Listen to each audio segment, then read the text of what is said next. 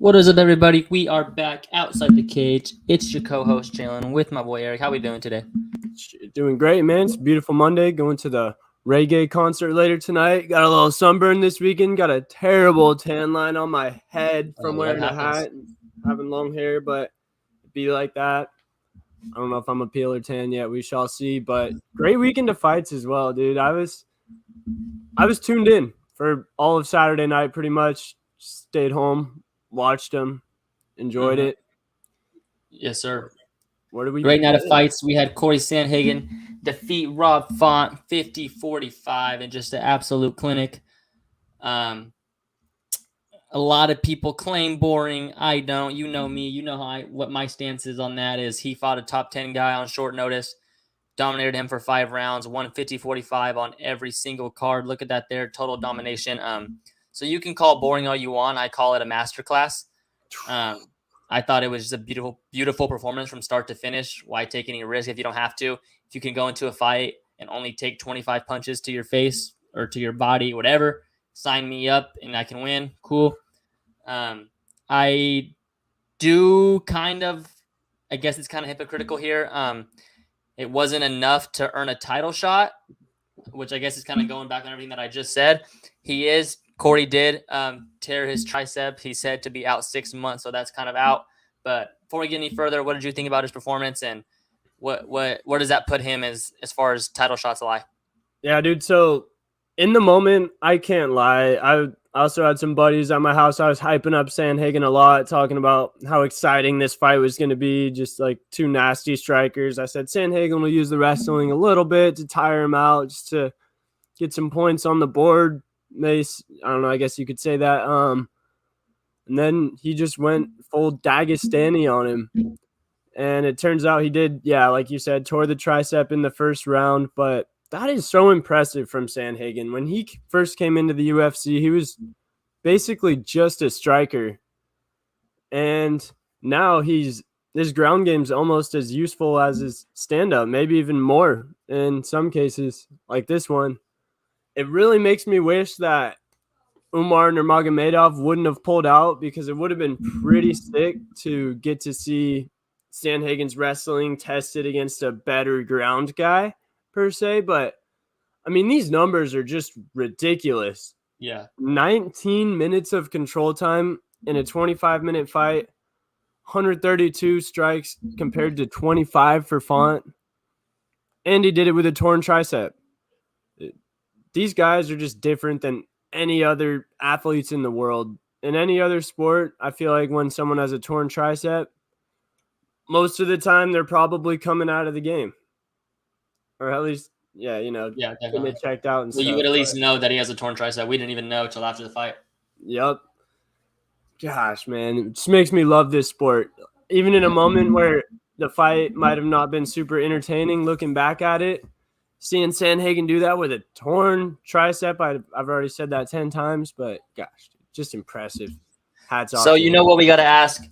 We have our man, Sean O'Malley, going for the 135 belt against Aljamain Sterling August 19th in Boston. I guess the question is, obviously that's the title fight. Who's the next guy at 135? Aljo has stated he wants to go up, win or lose. That throws a wrench kind of in it. Again, Umar was there. He was hurt. You kind of imagine that Umar and Corey was going to be the title eliminator. Corey injury throws a wrench in that as well. So what's the next title eliminator, or who's the next guy that gets the shot at 35? Man, I don't know right now, just with the way the division is, with Merab being hurt, I'm not sure when he'll be back. Is it probably about half a year now? Yeah. So I guess Merab would technically probably be ready, and he's done more than enough to earn it. He's beaten everyone that he's had to. Yeah, I don't really think anyone. Yeah, I kind of think Merab probably. If Corey went out there and had a explosive win, even though this was really impressive to hardcore MMA fans, a lot of casuals are probably not loving Corey Sandhagen right now, and they probably don't even know that he has a torn or know that he was fighting hurt. So, yeah, I think Merab will probably get it, and since Aljo won't be there, that won't be in the way anymore. The only thing is that Dana wasn't happy with the fact that he wouldn't fight Aljo. Yeah. So maybe Dana will be trying to stick it to him a little bit and won't hand him that title shot right off the rip. Yeah, I think in that case, again, it's hard to say because I think there's so many scenarios here. I think that if Aljo wins, so this came to me last night. If Aljo wins and he relinquishes that belt and goes to 45, if he leaves 35 as the champ, his next fight at 45 is going to be for the title, 90% sure, right? Yeah. Do you relinquish that title and then you don't really get to claim double champ status? So I think if he wins, he keeps the belt, fights at 45. Maybe they do an interim at 35. And so then he can be considered double champ. I don't think he fights again at 35, win or lose. I just think that, for the double champ purposes, that's a rare category. So you want to be in that. And then at that case, you have to look at how does the fight with Sean O'Malley go? If Aljo does win, but it's close, do you do Sugar and Merab? Does Sugar get another title shot right away? You also have to look at Henry Cejudo. He fought Aljo really close, probably 3 rounds to 2. So I look at that. I think the money fight there is definitely a Sugar versus Henry. Any way that could happen, that's definitely a fight that the UFC's wanted for a long time. I feel like both those guys want that. I have no problem with Henry getting the next title shot because I think he fought Aljo really well, and I think he's a big name at 35, and I have no problem with that at all. I guess the best scenario would be a Sugar win and then a Henry and Merab title eliminator. Or just other way around, Aljo wins, relinquishes the belt. Then you have 3 guys there. And then maybe, I don't know. Then at that point, do you just do Sugar and Henry and then you let Merab fight the winner? I don't know. There's different scenarios there, but it's definitely one of those 3 guys that I think get the next title shot. I think Sugar's, I don't know. I mean, can you say he's done enough to get another immediate title shot? Probably. Peter Yan, great. It all depends on how he does against Aljo. Yep. Yes.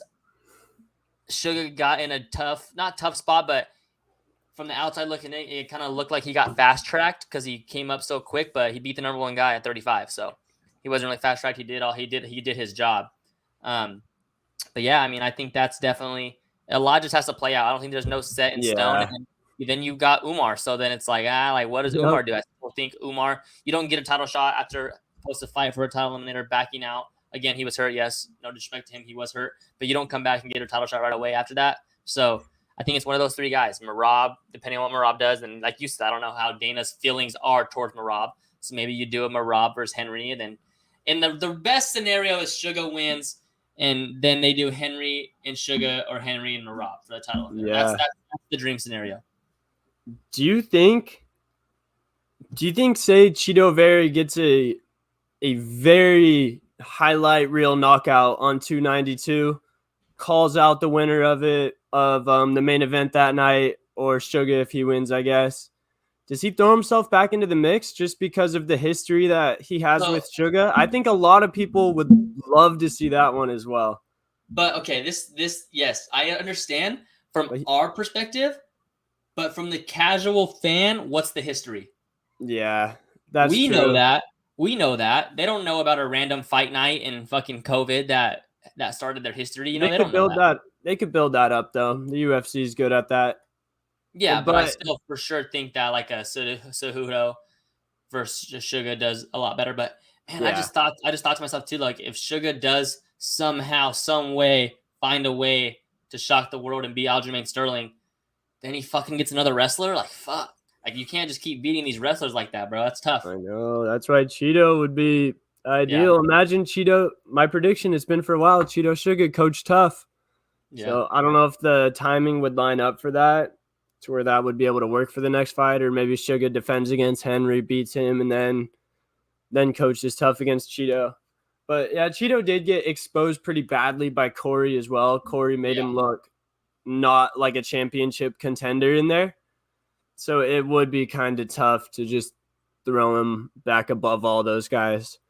Corey's the guy before Cheeto. And I kind of want to say Corey's the guy before Henry. I mean, I was super impressed with Henry's performance, but Henry for sure needs another guy, and I think it's gonna be Marab. That's the fight. Yeah. I think that fight was originally booked, right? Or it was just rumored. Yeah, I think it was like almost confirmed. Or no, wasn't it Henry and Cheeto? It was Henry Cheeto that was supposed to be on this, I think. Yeah. Yeah. So they were setting up the Cheeto versus Sugar just in case. So, that was there for Cheeto. Now, obviously, a win versus Prelim Pedro doesn't do that anymore.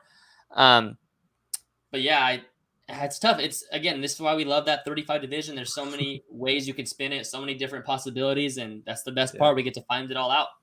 The injuries have kind of made it tough too, just because we don't know when people are going to be coming back. Time's been off. You look at it, and Sugar hasn't fought in almost a year, and he's a star, so it's just tough. I hate that, dude. Sugar says it all the time. He does not want to only fight once a year in his prime years. He wants to be fighting 2-3 times a year. He's 28 years old right now. It's time to start carving out that Hall of Fame career. Yeah. It's time for him to, dude, oh my goodness. It's hard not to look ahead to that fight. I've already been getting chills. I've already had $100 wagers placed with some of my friends that don't believe. Easton. Don't bet no money straight up. You bet. I know. Get the online. You get plus money. Stop taking those sucker bets. That's not good. That's not good. It's about taking money from my friend. Yeah, it doesn't. Then tell them to give you the odds. At least give you like minus 150, minus 200. Yeah. I'll try and step back up to the renegotiation table. It was on the phone, so we never shook. Speaking of title implications and title fights, Tatiana Suarez defeats Jessica Andrade round 2 via guillotine choke. She improves to 11-0. Again, just kind of how we talked about last fight, dominant performance, finish from the beginning, back-to-back losses for Andrade. Big win for Tatiana Suarez. She puts herself now in the top 5. I guess the question, plain and simple, that we ask every weekend is how many fights away is Tatiana Suarez from a title shot? Can't be more than one, right? For sure, one more, yep. I think so. She's ranked 10 right now, but she's one of the better known people in that division. She'll probably be ranked at least 5 after this. Dude, I don't get how Andrade is ranked. Sure be 5. How is Andrade ranked 5 after losing to Blanchfield, Yan Xiaonan? Or those were her back-to-back losses before this fight, right? Yeah. She's still ranked 5? Gosh, dude. I need to get some more women up there in the division. Oh, we have Zhang Weili defending her title against Amanda Lemos on the same card as Sugar Sean O'Malley, August 19th. I think the fight to make, plain and simple, again, Tatiana beats Jessica Andrade, moves herself into the top 5. Lemos is 4. I think the fight right there to make is, assuming Carla and Rose are just whatever they're doing, playing patty cake, retiring. The fight to make is Yan Xiaonan versus Tatiana Suarez. Yeah, dude, that would be cool too because Yan's a really good striker. Tatiana is a really good grappler. Bro, it was so impressive the first time that Tatiana got Andrade down. It didn't end up in a submission or anything like that, but she like barely got a hold of one of Andrade's ankles at a not good position, and she still was able to get her to the ground and end up on top. So what if I told you that Tatiana Suarez has wins over Alexa Grasso and Carla Esparza? Yeah, wasn't she like knocking on the door before she was out for a while? Yeah, she was out for 4 years. Yeah, I've honestly got to admit I didn't know that she had wins over them, but that's nasty. I remember I heard Strickland saying she's like the only girl he's seen that's actually decent, so she should be able to whoop all of them. That's Strickland's words, not mine, but sounds about right. Yeah. Man, dude. Speaking of Strickland, we'll get to him later in the show, but yeah, I like that. Tatiana versus Yan Xiaonan. I honestly like Xiaonan's style a lot more, and I would much rather see her fighting in championship fights than I would Tatiana. Yeah. That's just me personally. I think Yan's pretty electric. I think she could actually bring some eyes to the division. But yeah, we shall see. Great card, top to bottom. Color Upple standouts. Dustin Jacoby knocks out Kennedy. Nzouku, big time win there from Dustin Jacoby. ruined my parlay, but it's all good. Yeah, you know me. I both these two guys I really liked in the light heavyweight division, especially with a division that doesn't have any like set in stone champion or set in stone top 5. So I've always been big on these two guys. Dustin Jacoby, kickboxing background. Kennedy, just 6'5", big, athletic. I always tend to like those guys. Yeah, I mean, just obviously shocking, but not surprised. Great fight. Dude, I mean, it was honestly just kind of who had the better chin, because Kennedy caught Jacoby really well and then just kind of forgot about his defense after he clipped him with a perfect right hand. And then Jacoby comes back and just hits him with an even more perfect right hand, knocks him out. So that was impressive. I think I heard Anik say that Jacoby had D1 offers in football and basketball. So dude's athletic. Like we've said, this is kind of that new era. Alex Pereira kickboxing. He did? Yeah. How'd it go? Not very well, or? Nah. That happens to a lot of people, though. Yeah. Cedric Doumbé, that other kickboxer, the PFL guy, he got a he's booked against some undefeated MMA prospect in Paris, I think. So I'll be tuning into that when that gets closer for sure. That's good. Diego Lopes, bet money on him. Masterclass performance from Diego Lopes. Great performance. Tanner Bozer wins, unanimous decision. Klein, unanimous decision. Kyler Phillips, he was in my parlay, unanimous decision. Carlston Harris, great submission win. Billy Q beat Damon Jackson, great fight there. Cody Durden, underdog, defeats Jake Hadley. Jake Hadley said he had trouble making weight, almost died, said he saw God. Sean Woodson defeats Dennis Bazooka, unanimous decision. Azu Alabayev submits O'Day Osborne. Started off the day well. I had a plus money bet on for him to win by submission. Started off hot. You know how that goes. I gotta start like being better, either just stopping when I'm up or just really locking in later cards, because I think I always start well. And you go nuclear in the early prelims every time. I always fucking trick it off. I got to get back on track for a full card, finish the full card up. But yeah, great card. Great to see the fans in Nashville. They were there early. Great city of fights. So love the card. Bro, me too. The had a couple stats on the gate and stuff like that. The live gate generated $2.1 million. And that just, oh man, every time I see that, I'm like, why are we doing any events in the Apex? Yeah. Even if it's not a super elite card, you could still fill up a 5,000 seat arena at the bare minimum. Bro, like, at worst case, just go to Vegas and go to a casino. Yeah. Like, that's what I'm be thinking. I think there's enough diehard fight fans in Vegas to fill up an arena every weekend. If the tickets weren't crazy priced for fight nights, there's people that would go every weekend, just like people go to baseball games or whatever. Did you watch the beginning of the card, like from the beginning? Honestly, no. I was kind of in and out on it. John Anik almost died. He was like choking on some shit when the show started. Seriously? Yes. I was like, bro, it came on. I was like, who the fuck is this? And then it was like, sounded like he was like choking, and I was like, oh shit. And then it was like him, and he's like, sorry for that in the beginning. You know, almost died. Whoa, dang. I wish I had that as our WTF of the week.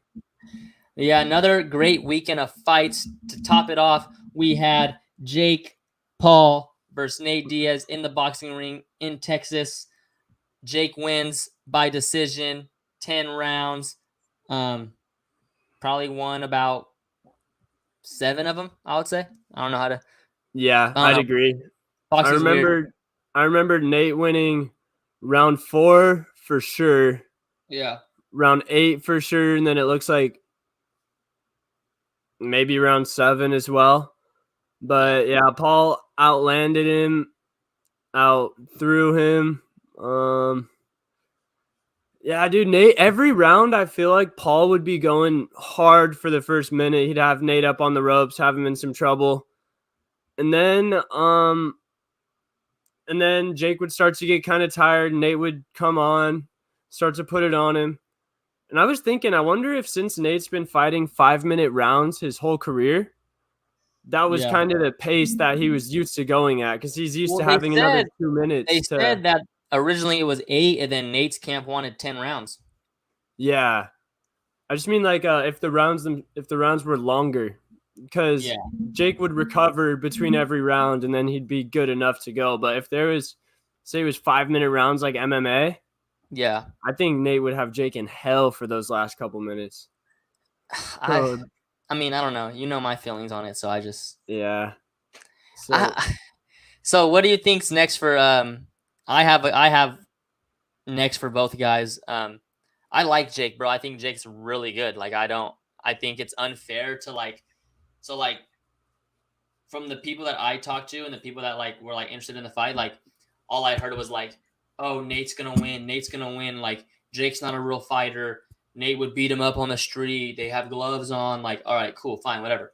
Jake wins, and then it's like Jake should be embarrassed. He should knock him out. Nate doesn't even box, and it's the same way every time with Nate Diaz, bro. It's the same way every time. He rocked Leon. If it was in the street, he would have won. We're not in the fucking street, bro. Like we're not in the street. Like it's every time with Nate Diaz, there's an excuse for a guy who claims to be, and it's not just Nate. It's not coming from Nate, but like from a guy whose fans claim that he's so tough and he's so this. Then why is there always an excuse when he loses? That's my only ever issue with that shit is like he's claiming before the fight, oh, I'm a boxer. I've boxed since I was 15. I've boxed the world champs. I've done this. I've done that. So then when you lose, what is it? Now you're not a boxer and now it's not a real fight. So it's like you can't pick and choose. And that's every time with Nate Diaz, bro. That's why I hate when he fights because it's just like it's lose-lose. It's lose-lose. If he loses, oh, he'd beat him in the street. Okay, so then why do we even fight? Like, why do we even fight? you make some solid points there. I got caught up in the fight itself. I honestly enjoyed it. It was a good fight. Yeah. Nate, gosh, dude, he's just looked very old and slow. Literally the first punch that Jake threw, I think it was just a jab to the body, and Nate reacted about a second late when he covered up, and I was like, oh, geez, this is going to be a long night for old Nathan. But luckily, I think Nate didn't really slow down at all. The whole entire fight, he kind of stayed that same speed the whole time. When Jake kind of slowed down, got a little closer to him. He dropped him. Yeah, dude, Jake dropped him good. I thought he was gonna roll out of the ring from the angle that the camera was at. It looked like he was going under. I was like, no. But like my thing is like, if you're gonna claim that Nate would kill him in a street fight, then why can't he beat him in boxing? Yeah, I mean boxing. If that's the case, then just admit that Jake's a better boxer, but they don't do that. That's what I'm saying. If they would yeah, bro, come the same. Like, yes, obviously Nate would beat him in the UFC. Nate would beat him in MMA. But then just say Jake's a better boxer, but they won't even say that. Like they just won't admit he's a better boxer. So it's just like, what's the point of arguing about it? Yeah, dude, Jake's been boxing twice a day, every day for at least 3 or 4 years now. So it's not, and he's big and athletic. And I honestly don't like his antics. I respect what he does because he's made a bunch of money and gotten a bunch of eyes on himself. But I don't know, dude. In the build up for this one, he was just saying a lot of like gay stuff that I was really messing with, honestly. He was like, I'm going to ride you like a cowboy, and saying all this really just like weird stuff. And I don't know. He's probably just trying to get under Nate's skin a little bit.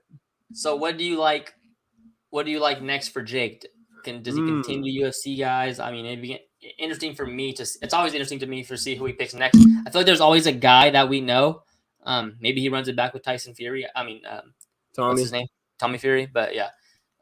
What do you like next for Jake? I don't know. I mean, I think his end goal, his end goal is still Conor McGregor. 100%. That's the one that he wants at the end of it all. And I don't think that's going to be his next fight because it looks like Conor's going to fight in the UFC again. As of now, it changes every week. But right now, I'm holding out hope that he will.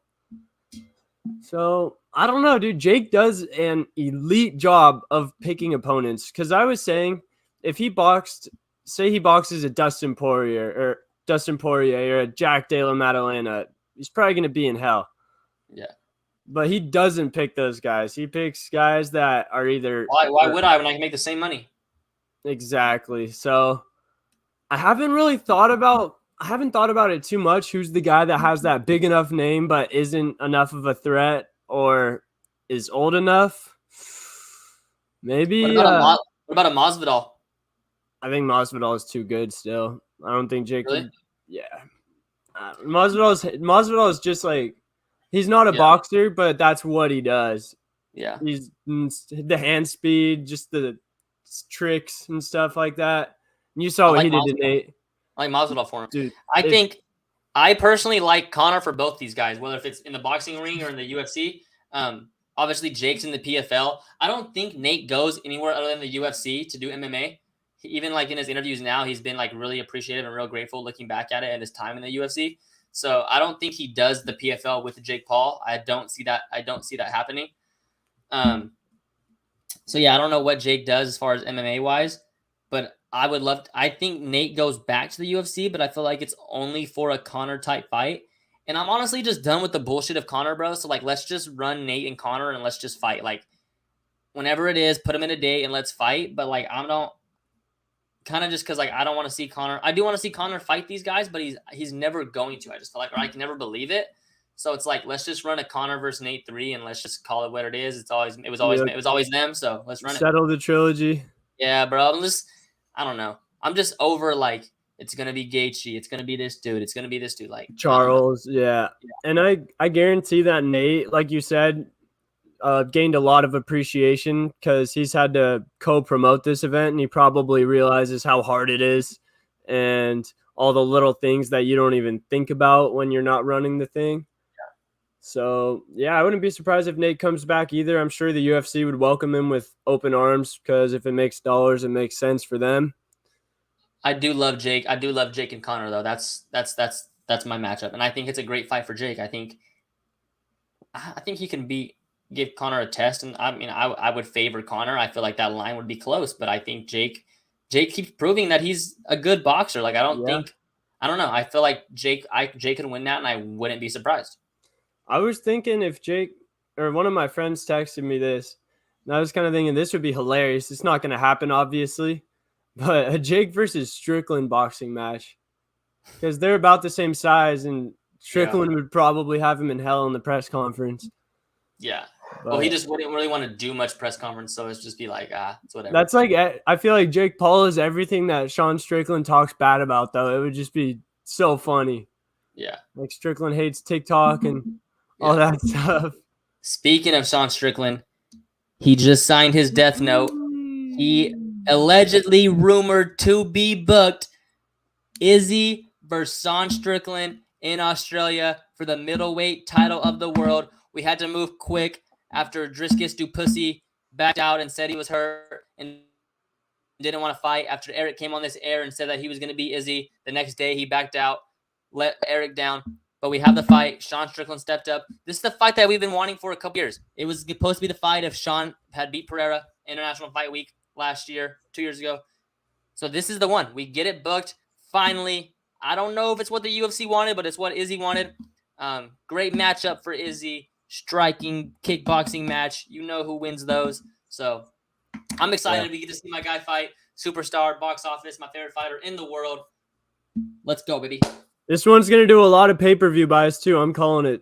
Strickland I think he'll be a pay-per-view gem once there's a lot of media done on him and everyone gets to see how loose his screws really are. I think it's going to be an elite build-up. I'm almost more excited for the build-up than I am the fight itself because I could already tell you how the fight's going to go. It's just going to be an Adesanya masterclass, which is really fun to watch, to be fair. But yeah, dude, let's get it. September. Have we heard anything else for that card yet? We got Carlos Olbergana. We got Kaikara France, Manakape. We got Blood Diamond making his return. Tyson Pedro is on the card. Tai Tuivasa versus Alexander Volkov. Justin Tafa's on the card versus Austin Lane. Jamie Malarkey. There is talks about JDM. Then there was talks no. So I don't know. Hopefully JDM gets on there. Nice little co-main. But either way, Izzy sells. He's box office. He's on the UFC Mount Rushmore as far as ticket sales goes, in my opinion. So we're good either way. We also got our guy, Matt the Viper Vale. He scheduled 2 fights back-to-back. He won the first one. It was a kickboxing match against a CKB guy. Now he's fighting the second best welterweight in Australia. I think it's the day after the UFC event there.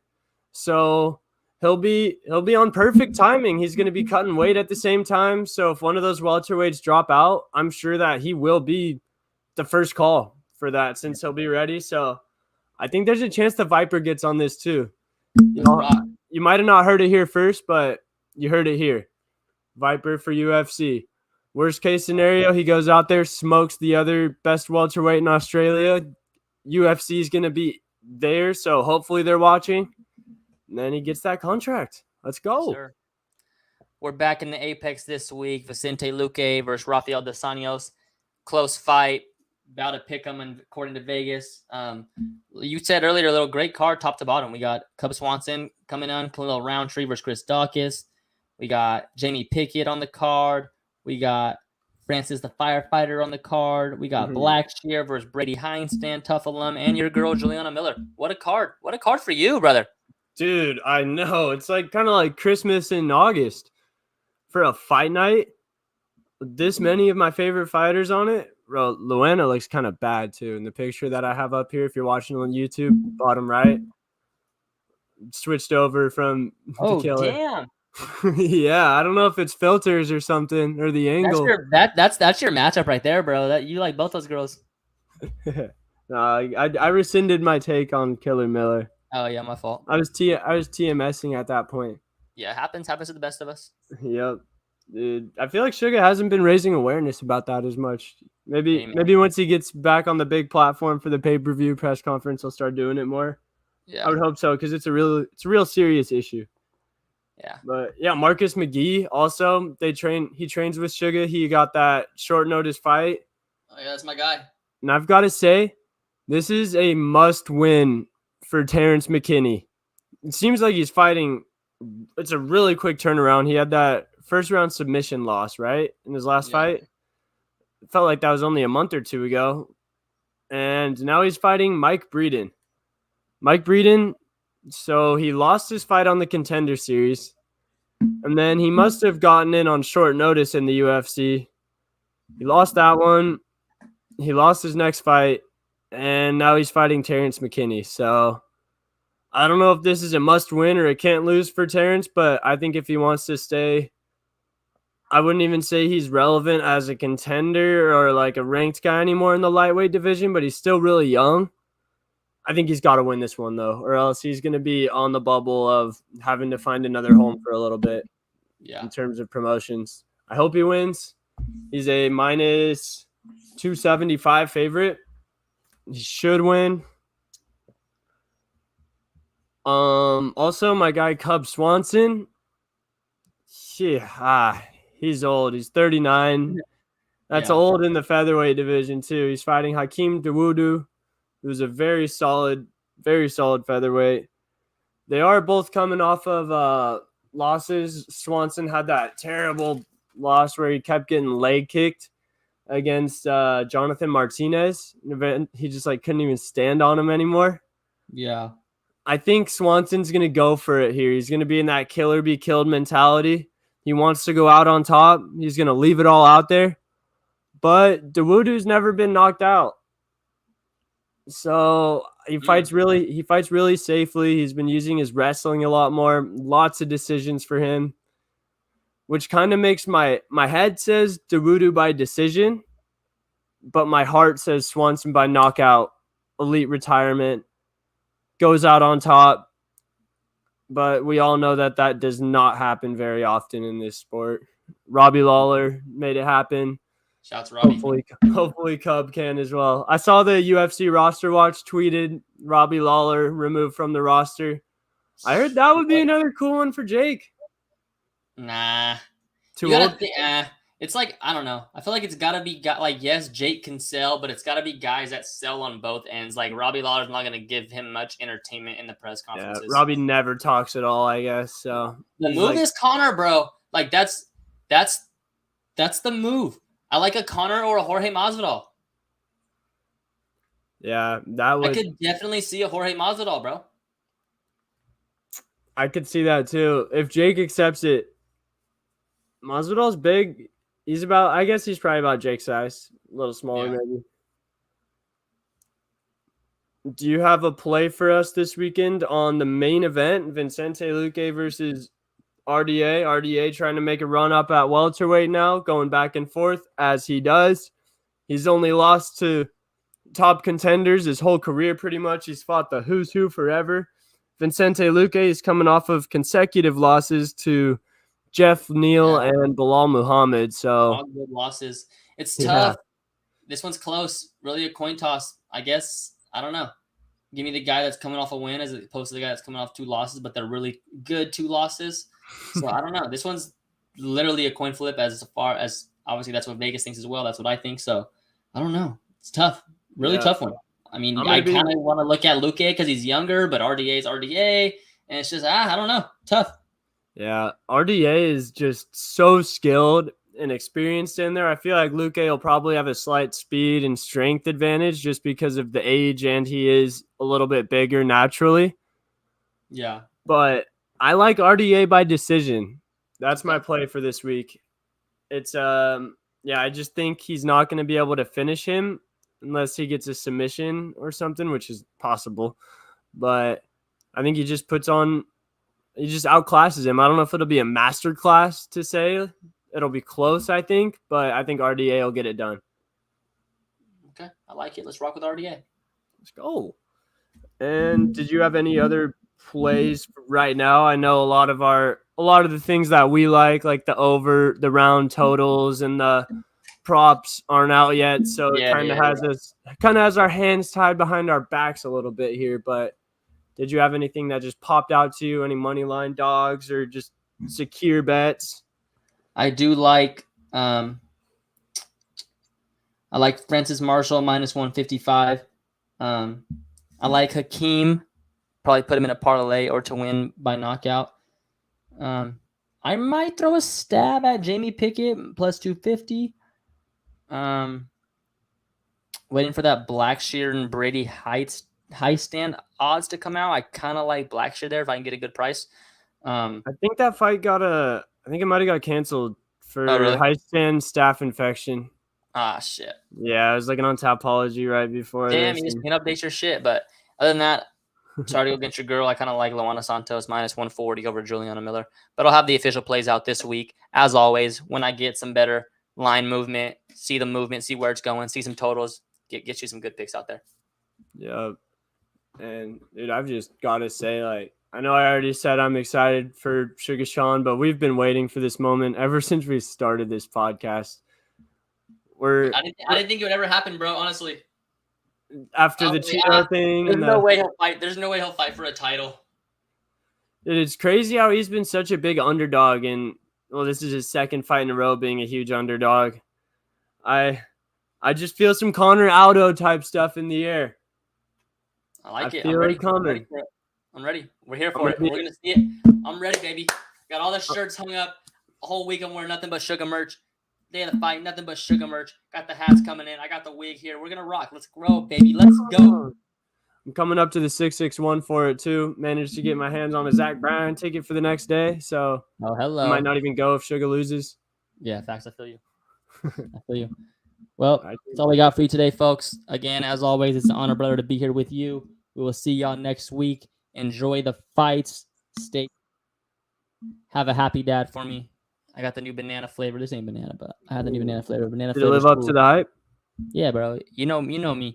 Everyone always says I always say that the newest flavor is the best flavor. So I guess I can't give an honest opinion no more because no one takes my opinions. But it's company man. Yeah. It's all good. Sugar's a part owner, so yeah, I gotta support him as well. Exactly. All right, then. Till next week. Deuces, my brother.